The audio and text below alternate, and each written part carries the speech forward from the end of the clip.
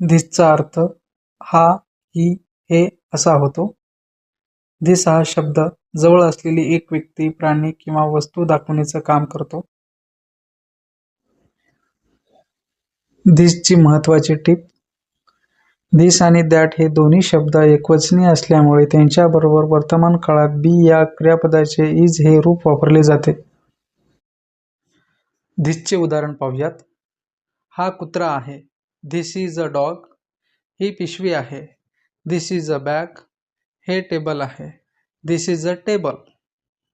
हा श्याम आहे. This is a Shyam. तो हेमंत आहे. That is a Hemant. ही गाय आहे. That is a cow. तो बैल आहे. That is an ox. हे पुस्तक आहे. This is a book. ती लेखणी आहे. That is a pen. हा कोंबडा आहे. This is a cock. तो राजू आहे. That is a Raju. तो तारा आहे. That is a star. ती बॅट आहे. That is a bat. ते झाड आहे. That is a tree. ती मांजर आहे. That is a cat. धिसचा अर्थ हे, ह्या, ही असा होतो. धिसचे अनेक वचन दीज आहे.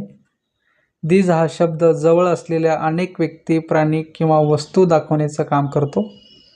दोजचा अर्थ ते, त्या, ती असा होतो. दॅटचे अनेक वचन दोज आहे. दोज हा शब्द दूर असलेल्या अनेक व्यक्ती, प्राणी किंवा वस्तू दाखवण्याचं काम करतो. महत्त्वाची टीप: दीज आणि दोज या शब्दानंतर आर हेच रूप वापरले जाते. हे बाक आहे. This is a bench. ही बाके आहेत. These R benches. ही पेटी आहे. This is a box. ह्या पेट्या आहेत. These are boxes. हा ब्रश आहे. This is a brush. हे ब्रश आहेत. These are brushes. तो भिकारी आहे. That is a beggar. ते भिकारी आहेत. Those R beggars. ही माझी नवीन कार आहे. This is my new car. ते माझे नवीन घर आहे. That is my new house. तो माझा नवीन मोबाईल आहे. That is my new mobile.